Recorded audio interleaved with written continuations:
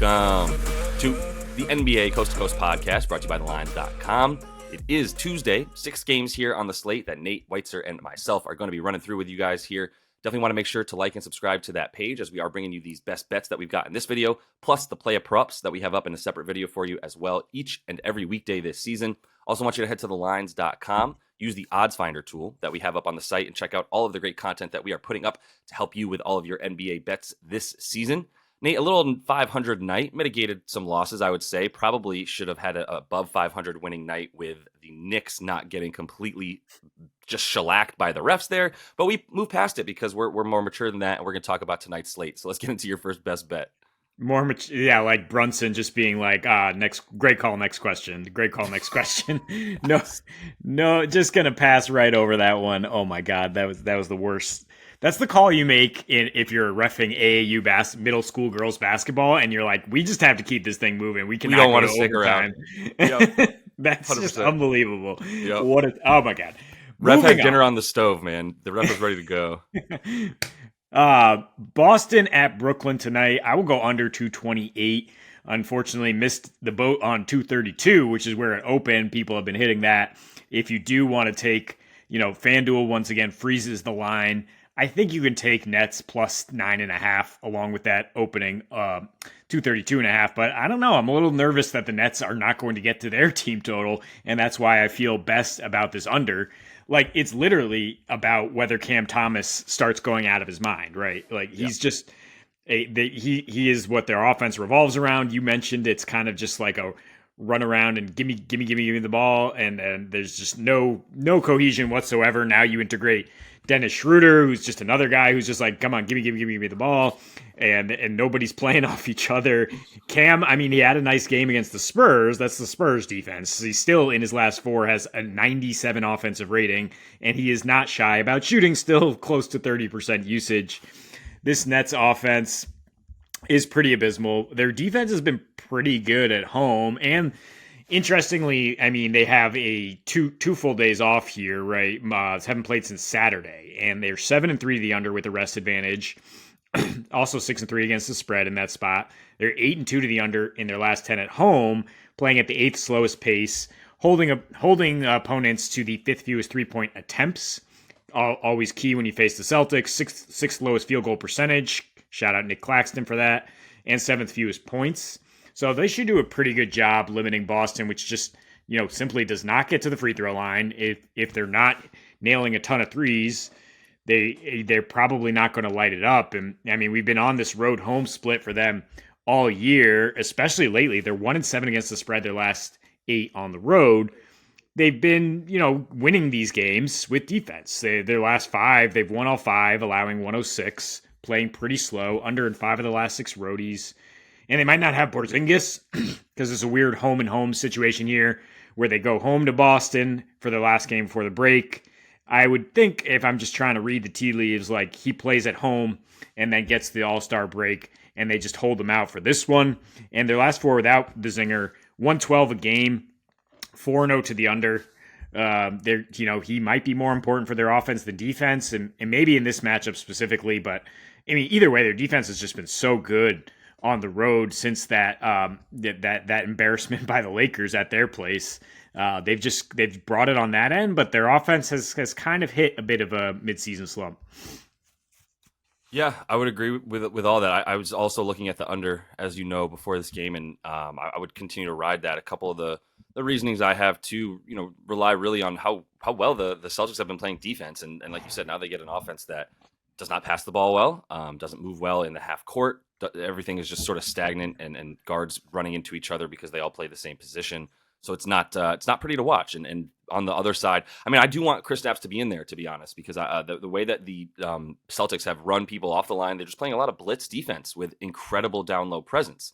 And with Kristaps in there, who Edwards once called the greatest shot blocker in the league and the toughest guy to go up against the guy when he goes to the rim, that more felt like a shot at Rudy Gobert when he said that. But it still holds true to a degree. Kristaps has been really good this year as well. And that's why they feel so comfortable blitzing dudes off the mid-range, blitzing them off the three-point line, and forcing them inside where Tatum, Brown, Al Horford, Kristaps, they've all been really good down low. Even Luke Cornett when he actually is in there. So I'm going to go to the Sac and Phoenix game. I know we're both talking about that, but I like an under in this one, and I feel like I'm going to be on my own island over there on under island of 245.5 because this got bet up from 243.5 where it opened. So some people initially just saw Suns and Kings and were like, I love it. Give it to me. Give me more. However, what I would look at is the way that these two teams play when they are in the Phoenix Suns building, right? When they're in, I don't know the name of the arena, damn it. But either way, when they're in that building, the Footprint Center. it's something so weird. You're right. Yeah, they just say like the Valley. They're just like come to the Valley because it's less lame. But yeah, either way, like this is a building where when these two teams play, it's the splits that we see for Sac really hold true. Where a ton of more points on at home than on the road. And if you give me over 240, and 245.5 now total with the way that the Kings have been playing on the road, I'm here for it. They are averaging about 231, 232 on the road this season in terms of their game totals versus the two roughly 42 that they average at home. So we're talking about 10-point difference there that we've been talking about all season. The pace drops very negligibly, but it still drops a little bit. And really, like I said, it's the splits between when they play at home and when they play on the road. The Suns are the same team. If they were playing on Mars, they'd be the same team. I mean, you look at their splits, and it's like home 16-11, road 15-11. Points per game scored off by 0.4, basically 117 wherever they are, allowing 114 wherever they are, playing at like a 98, high 98, low 99 pace wherever they are. They're the same team, and that helps me sort of have an anchor when I look at the way the Kings come into this building. And so let's take it back to the last 6 games that these teams have played. 4 of them have been in Phoenix. 3 of them have gone under. And pretty comfortably under the 245.5 total. These are averaging 233 in the last 4 when they play at Phoenix. In the last 2 that they played when they play at Sacramento, averaging 249 totals in there. And it's just a much faster pace and a different ball game as we've seen. The only other thing I would say too is like as good as the offensive rating has been for the Kings in their last 10, they are 12th in offensive rating because they played roughly 8-9 games on the road over their last they played 8 road games basically in their last 10. So they've been away from home for a while, and as we've seen them sliding, we'll probably see a Kings sort of comeback where they have like 8 games, 8 out of 10 games at home, a similar stretch there, and then they'll turn things around. But we've got a large enough sample size, especially over the course of the last 10 with this team playing on the road to go, all right, yeah, they're shooting okay, but they're relying very heavily on threes. They're not getting to the rim at all over their last 10. They have basically a bottom 5 rim frequency, paint frequency, all that stuff getting close to the basket. They've taken a bunch of mid-range and a ton of threes, the 4th most threes. And the Suns have been good at defending that at home, especially in 11th fewest 3-pointers made over their last 10 to their opponents. So that's why I think, this thing is going to be a little bit choppier than people might think. And I think the Suns are happy to keep this in the 235-ish range rather than just get into a complete track meet with this squad. No, I'm with it. Yeah, I mean, the Suns are like you said, like they're a team that averages around 230 regardless. It's not, I think the expectation is like, oh, well, they have so much firepower, like they could easily score 140, and it's just not the way they've played generally. It's been a bit of a rotation between Book and KD, and a little hard to predict, which is why the way I'm targeting this game is just I'm going to predict the Kings guys, that they're 2 all-star snubs who are still on that one more tirade here to show they're an all-star. No. Although the Aaron Fox has been cold lately, yeah. I just think he's due basically, and it's a good matchup. So same game parlay here. Fox for 25 points, Sabonis at least 15 and 10 gets you plus 160. You can play around with that a little bit. I mean, Sabonis is probably good for 15 and 12, or Fox for 20 plus, but the point is, like, those guys, they could both get their numbers, and this game could go under by 30 points, and I'm not at all concerned about that.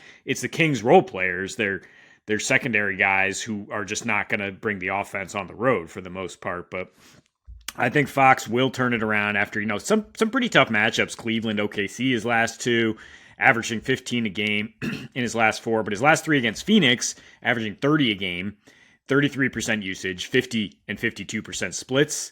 It's pretty similar to other like star backcourts he might face. Every time he faces Steph Curry, every time he faces Luka, he seems to just like answer in kind. Also, way more points on the road. Like I'm saying, it's the role players that fall off, but Fox is averaging 25.5 on the road versus 17 at home since the start of 2024. His offensive rating is 15 points higher in that situation. Sabonis also 19 points higher on the road since the start of the year, averaging 20 and 13 and a half. He has 10 plus boards in 18 of his last 19 on the road, shooting 66% from the field for the season. And he's faced the Suns twice this year. 81% field goal shooting, 24 and a half points, averaging well over triple double. For what it's worth, he's had 15 plus points in all 8 against Phoenix since he joined the Kings. But really, I'm looking at those last 2. And Yusuf Nurkic being the kind of guy who just likes to just bounce up and down the court at times and be like, all right, nice layup. Like we're going the other way. And just is not necessarily stopping Sabonis from getting his, as we saw in that last game where he had a big line. Yeah, I would concur with that. I do think Sabonis continues. I've been so wrong on him so consistently that it just feels like one of those dudes that it's now personal. So I can't really jump in on him. But when you lower everything like this and you get it to a good spot, Godspeed. I'm terrified of Fox, so hopefully he's due. You know what I mean? I'm with you on that. But let me close it out in Orlando. Not a very big spread, but I'm going to take the Magic, the Mahik here at +2.5. Last night, I really thought I might wake up and see this at like +4.5, and maybe people still weren't realizing that the Magic are the second best team at covering at home in the last 2 seasons. Of course, the only team better than them at covering is the Oklahoma City Thunder in the last 2 seasons. These are the darlings of sports betting the last couple of years with the way that people undervalue them. I think in this situation, you get more value by just taking points for the Magic at home, and that's really what this is. There's the margins are slim everywhere. I mean, whether you want to talk about the season or in general between these 2 teams, decent amount of stuff done similarly, especially now that you've got more Wendell Carter Jr. in there and less Goga Batadze, and you're talking about a little bit more of a versatile, smaller style of play for the Magic that I do think lends itself to this one being closer to an over. It got bet down from 229.5 to 223.5, and I think it's just a little bit too far now, to be honest, but I'm not going to go with the over. I'm still going to take the Magic and bank on them the fact that basically the Thunder have been giving it up on the road a bit as of late, and especially in their last 5 games overall, have not been playing well at all. Basically 120 defensive rating in their last 5. The Magic have also sort of toned it down back to defensive team and a little bit less of that offensive team as we've seen in the last 5 games as well. About 20th basically in offensive rating there with 114 offensive rating. So it's like the Thunder are giving up points, but they're still scoring points. They still are in a top 5 offensive rating in their last 5 and on the season. But they've also been a top 5 defensive team. So I do think the slide is like more on defense right now for them, especially on the road where they do give up a little bit more, even though they score more at home as well. So like most importantly, when the Magic have been home dogs this season, 7-4 against the spread and straight up, covering those games by about 4 points, 3.8 margin of victory there. And then you look at the Thunder playing on the road as the road favorite, 7-8 against the spread. They're failing to cover that by about a point, so, and they're winning those games by about 3 points. I just think it's like this should basically be a pick 'em. It's not that much for me to take the +2.5, but the only other thing I would say as far as a matchup goes is I do think that the Thunder, like, they're actually operating in the paint, not quite at the rim. It's more of this like non-restricted area of the paint, right? That's a little bit further away. That is where the Magic are the best. Those dudes step up and defend the non-RA, non-restricted area of the paint as well as anybody in the league with just 5 dudes on the court that are 6'6" or taller. It's going to be an area of the court that they're very good. Is the short mid-range and even that baseline stuff as well is where they've been really good. Corner threes, corner and everything. So I think the defense for them is tailor-made to just go ahead and be, best in the spots that guys like Shea want to operate as he's shooting a ton of his shots from like 5 to 12 feet away. And that happens to be where the Magic play really good defense. So I'll just keep banking on them being able to sort of limit what the Thunder do and only needing about like a $1.15, $1.16 maybe to pull this one out. Yeah, I mean, it's an interesting look. I was just thinking Paolo to score, looking at player props in this one because of what you mentioned about OKC struggling defensively on the road, struggling to protect the paint.